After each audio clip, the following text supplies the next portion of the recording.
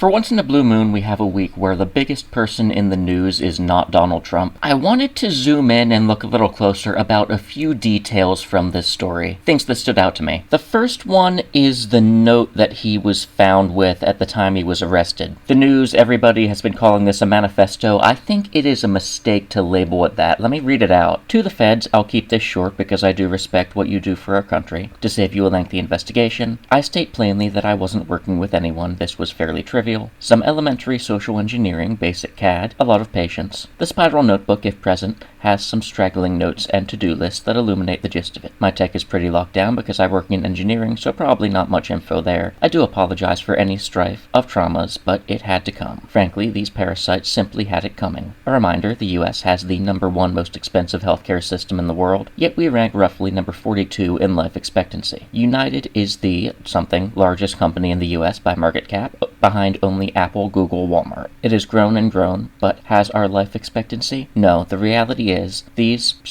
have simply gotten too powerful and they continue to abuse our country for immense profit because the American public has allowed them to get away with it. Obviously, the problem is more complex, but I do not have space, and frankly, I do not pretend to be the most qualified person to lay out the full argument. But many have illuminated the corruption and greed, Rosenthal, Moore, etc., decades ago, and the problems simply remain. It is not an issue of awareness at this point, but clearly power games at play. Evidently, I am the first to face it with such brutal honesty. Now, I've seen people saying that this is a small-brain individual because he was taking such a drastic step when he wrote something like, I do not pretend to be the most qualified person to lay out the full argument. But also something that stood out to me is the part immediately before it. Obviously, the problem is more complex, but I do not have space. I took that to mean he didn't have space to write out a whole rant about the American healthcare system. Here's what I think. I think he never intended to leave behind an essay. I think he never intended to get caught. That is, right up until the few minutes before his arrest. I think he was sitting inside that McDonald's with his Big Mac. I think he looked out the window, saw a bunch of SWAT vehicles pull up, and he immediately knew why they were there. Now, at this point, let's try to imagine what he's feeling. He never even planned out what he should do in the event that he's arrested, to the point where he doesn't even seem to be aware of the Fifth Amendment. Obviously, he's writing this note, he's talking to news, he's speaking for himself in the courtroom without a lawyer, talking to police, etc., incriminating himself in so many ways legally, unless he's just that confident that he's going to be life in prison, or either that or death row. That is not a wise thing for him to do, legally speaking. So either he just doesn't care, or he never even planned that out. Or, third possibility, his emotions just keep getting the better of him again and again. So back to that McDonald's. He sees the cops pull up. He's sitting there. He's probably feeling loads of adrenaline, thinking his life is over at this point. But the tension of those few minutes while he's watching police outside set up a perimeter, surround the building, those few minutes it takes for them to get set up, and he's just sitting there waiting, come on, I want this moment to be over, just do your thing faster, just come in and get me. That's probably what he's thinking. Thoughts racing, his whole body is probably shaking. He needs to give his hands something to do. Okay, so what does he have in front of him? He has a pen and a Big Mac wrapper. I think that is the story of how this passage was written. I think it was written by someone who doesn't have any particular issue with law enforcement, only the massive American health insurance system. I think it was written by someone who's thought about all the trouble people have been taking during this manhunt for him, thought about it and felt guilty for putting so many people through so much, but someone who never expected to have the chance to express that firsthand. I think it was written by someone who at that particular moment was going through some heavy emotions. I do not think it was planned out with forethought, and that's why I think it's at least poor practice to be referring to this as a manifesto. And then there's the second thing I wanted to home in on. Apparently in one of his backpacks on the day of the shooting, his plan was to drop a bunch of Monopoly money out of the backpack onto the dead body, but he did not do that. Why? Well, again, I think the answer is adrenaline. I think at the time of the shooting, his thoughts were racing, his whole body was shaking like a leaf. Now, I'm saying the answer is adrenaline so often because I'm thinking back, remembering the time that I took my first shot at a deer. It wasn't something that I would have thought would produce that kind of reaction, but I remember shaking so much that I did not trust myself climbing down from the tree stand. Now, this guy, on the other hand, in these two critical moments, the moment where he killed a human being and the moment where he was about to be arrested. He was probably surprised by his body's own reaction to those events. He probably planned out a lot of details that he was going to follow perfectly to the letter. We saw the bullet casings with words carved in them, and we see the Monopoly money that he did not actually follow through with. I think his thoughts were just racing so fast that it completely slipped his mind in the moment. But now, I'm not done yet. I will compare this to a book, or a character from a book. I will compare it to the character Raskolnikov from Dostoevsky's Crime and Punishment. Raskolnikov is a young guy, very academically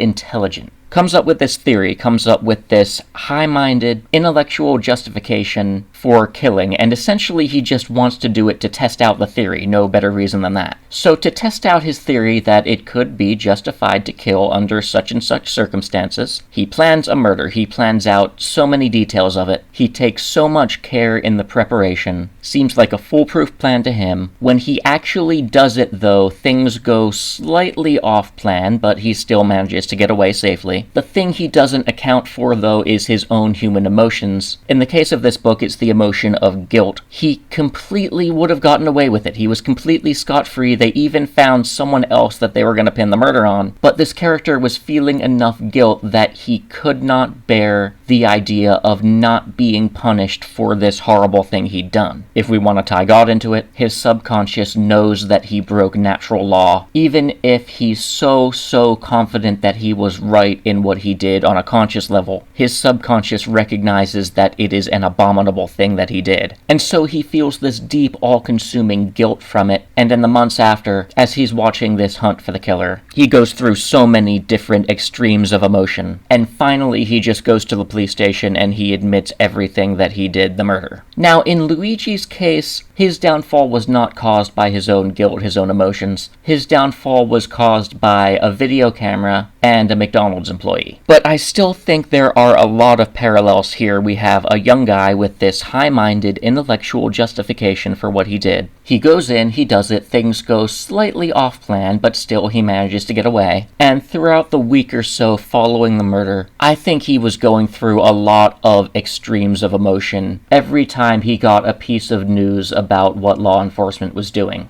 how they were responding to this, going all the way up to the day he was caught at that McDonald's. I absolutely do see this Luigi guy and the character Raskolnikov as having a lot of parallels with each other. When I took time to think about the note, that just struck me so much, those similarities. So I just wanted to get those few thoughts out there. Let me know what you think, and I will talk to you next time.